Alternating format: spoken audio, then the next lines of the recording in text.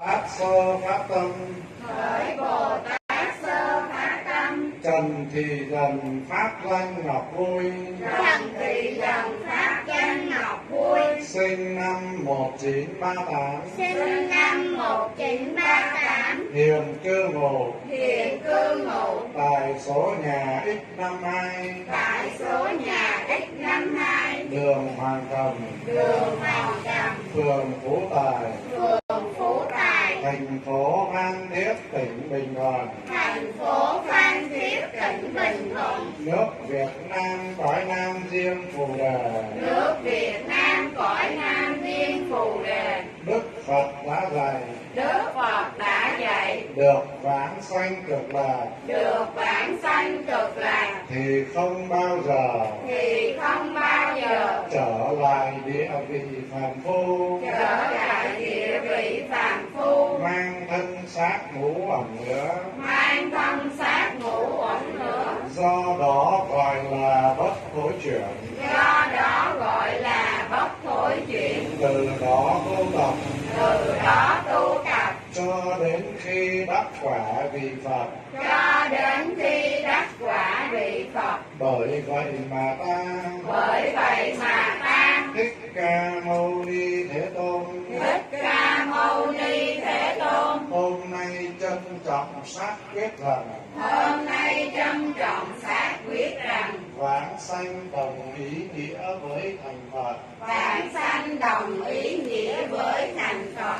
Vì vãng sanh Vì vãng sanh tức là thành Phật, tức là thành Phật. muốn vãng sanh cực lạc Muốn vãng sanh cực lạc chỉ cần xưng niệm danh hiệu A Di Đà Phật. chỉ cần xưng niệm danh hiệu A Di Đà Phật. Vì danh hiệu A Di Đà Phật Vì danh hiệu A Di Đà Phật chính là Phật tánh của chúng sanh. chính là Phật tánh của chúng sanh. Vì ngũ dục lục trần che phủ Vì ngũ dục lục trần che phủ nên không thể hiện bày. nên không thể hiện bày. Do vậy phải niệm danh hiệu Phật Do vậy phải niệm danh hiệu Phật để khơi dậy Phật tánh để khơi dậy Phật tánh, mà chuyển hóa vô minh thành giác ngộ, mà chuyển hóa vô minh thành giác ngộ, sinh tử thành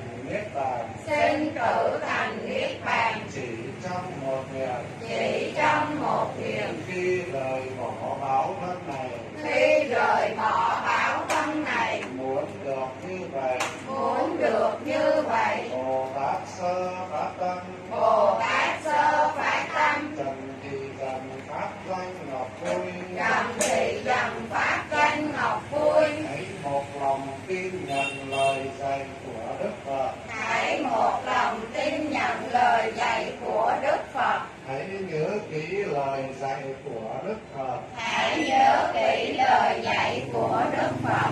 Niệm Phật là nhân, Niệm Phật là nhân, thành Phật là quả. thành Phật là quả. Mà buông bỏ muôn duyên, Mà buông bỏ muôn duyên, nhất tâm niệm Phật, nhất tâm niệm Phật, cầu sanh cực lạc, cầu sanh cực lạc, cầu xin Đức Phật A Di Đà, cầu xin Đức Phật A Di Đà, đại từ đại bi, đại từ đại bi, dùng Phật lực ca trì, dùng Phật lực ca trì, tiếp dẫn về Tây Phương cực lạc. tiếp dẫn về Tây phương cực lạc. Khi hết báo thân này, Khi hết báo thân này, lìa khổ được vui, lìa khổ được vui, vĩnh viễn thoát khỏi luân hồi, vĩnh viễn thoát khỏi luân hồi, để tu tập thành Phật, để tu tập thành Phật, phù hộ độ trì, phù hộ độ trì, cho con cháu cùng thân bằng quyến thuộc, cho con cháu cùng thân bằng quý thuộc, pháp giới chúng sanh pháp giới chúng sanh đều tròn thành Phật đạo. đều tròn thành Phật đạo. Quy mạng lễ A Di Đà Phật, Quy mạng lễ A Di Đà Phật, ở Tây Phương thế giới an lành, ở Tây phương thế giới an lành. đệ tử chúng đẳng phát nguyện vãng sanh, Đệ tử chúng đảnh phát nguyện chúng sanh. Cuối xin đất từ bi tiết độ. Cuối xin đất từ bi tiết độ. Nam mô Tây phương cực lạc. Nam mô Tây phương cực lạc. Thế giới đại từ đại bi. Thế giới đại từ đại bi. Tiếp dẫn đạo sư. Tiếp dẫn đạo sư. A Di Đà Phật. A Di Đà. A Di Đà Phật. A Di Đà Phật. A Di Đà Phật. A Di Đà Phật. A Di Đà Phật. A Di Đà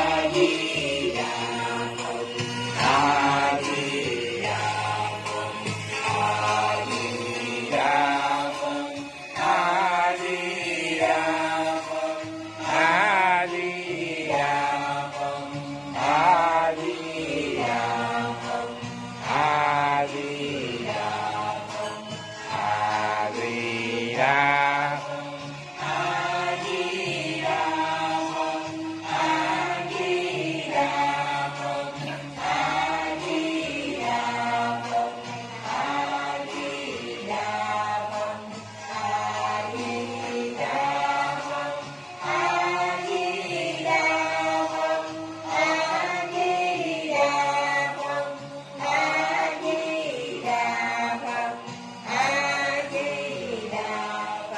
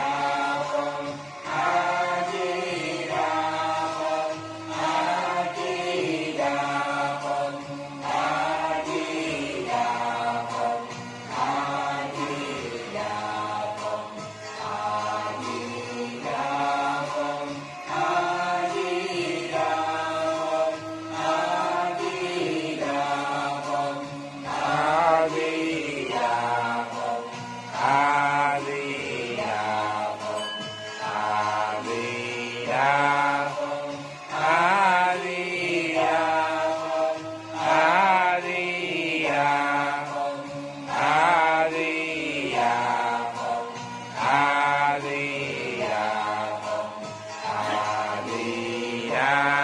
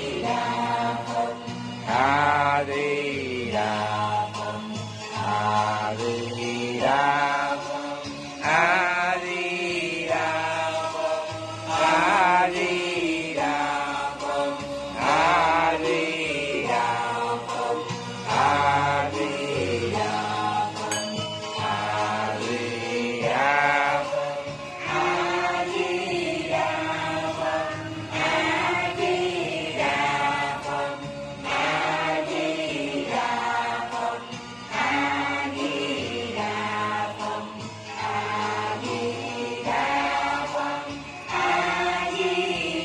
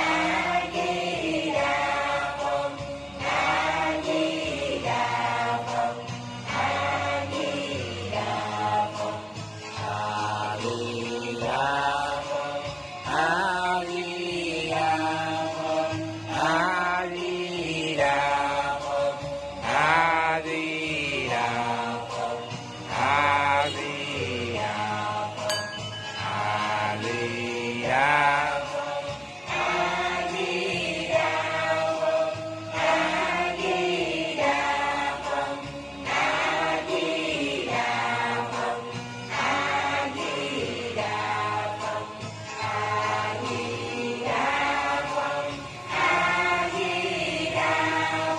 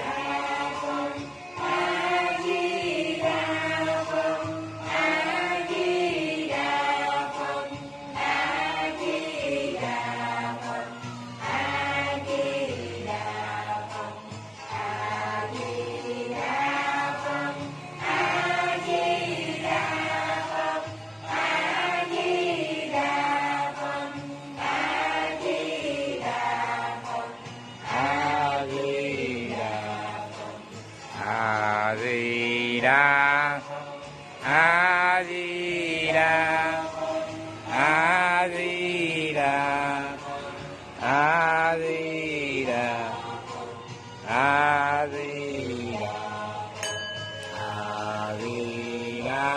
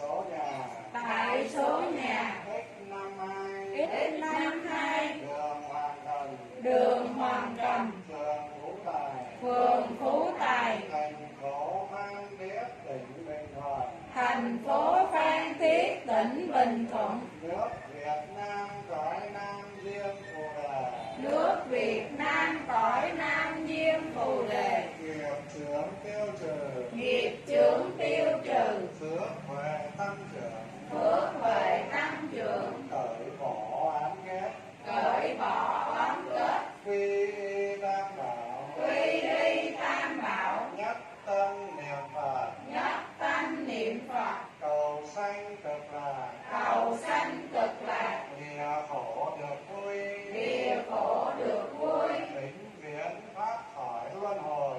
vĩnh viễn thoát khỏi luân hồi. A Di Đà Phật. A Di Đà Phật.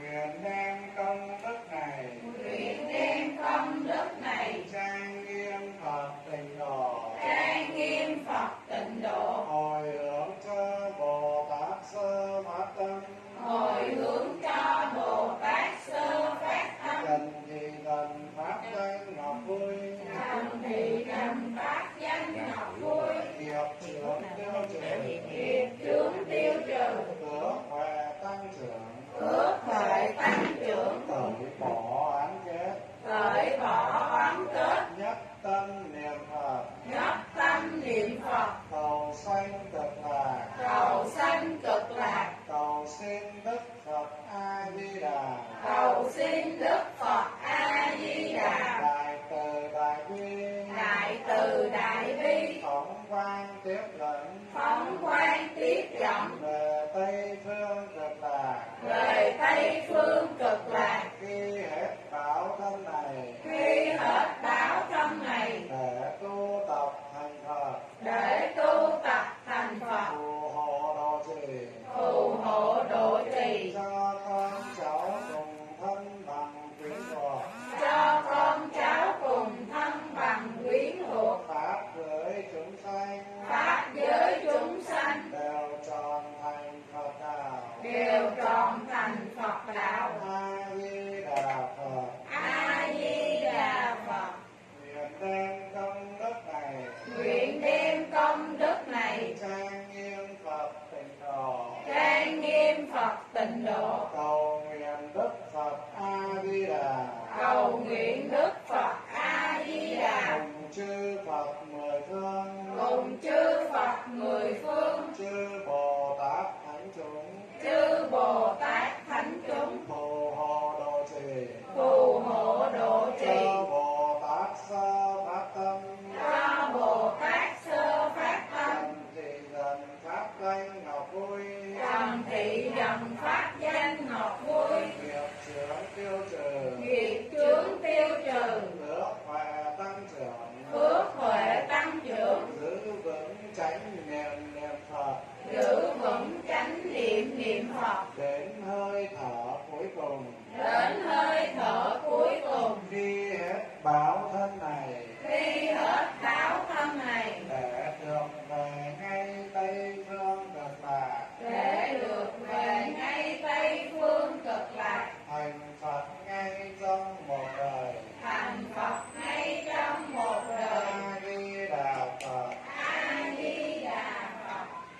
Nguyện đem công đức này Nguyện đem công đức này trang nghiêm Phật tịnh độ, trang nghiêm Phật tịnh độ, cầu nguyện cho quốc thái dân an, cầu nguyện cho quốc thái dân an, thế giới hòa bình, thế giới hòa bình, trên đền bốn ơn trọng, trên đền bốn ơn trọng, dưới cứu khổ ba đường. dưới cứu khổ ba đường. Nếu có ai thấy nghe, Nếu có ai thấy nghe, đều phát tâm Bồ Đề, đều phát tâm Bồ Đề, hết một báo thân này, hết một báo thân này, cùng sanh nước cực lạc, cùng sanh nước cực lạc, từ quy Phật, tự quy y Phật, xin nguyện chúng sanh xin nguyện chúng sanh thể theo đạo cả, thể theo đạo cả, phát tâm thành Phật, phát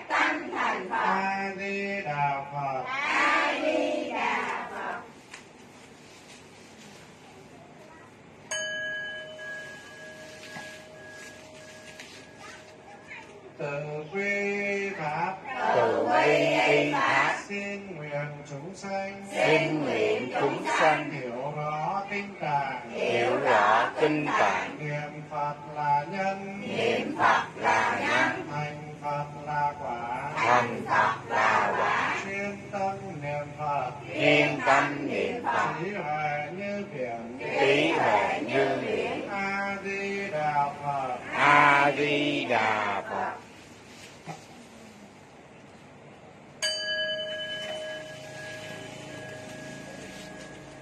Từ quy tăng, Từ quy y tăng, xin nguyện chúng sanh, xin nguyện chúng sanh dẫn dắt đại chúng, dẫn dắt đại chúng khó khăn không ngại, khó khăn không ngại. A Di Đà Phật. A Di Đà Phật.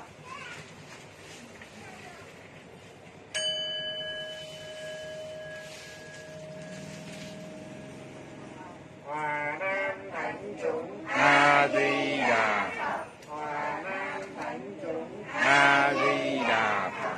Hòa Nam thánh chúng, A Di Đà Phật. Hòa Nam thánh chúng, A Di Đà Phật.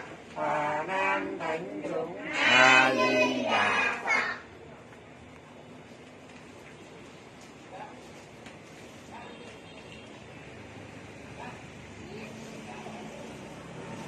Nam mô Bổn Sư Thích Ca Mâu Ni Phật. Nam mô Đức Từ Phụ A Di Đà Phật. Xin cảm niệm công đức của 10 phương chư Phật cùng chín cõi pháp giới chúng sanh đồng hộ niệm A Di Đà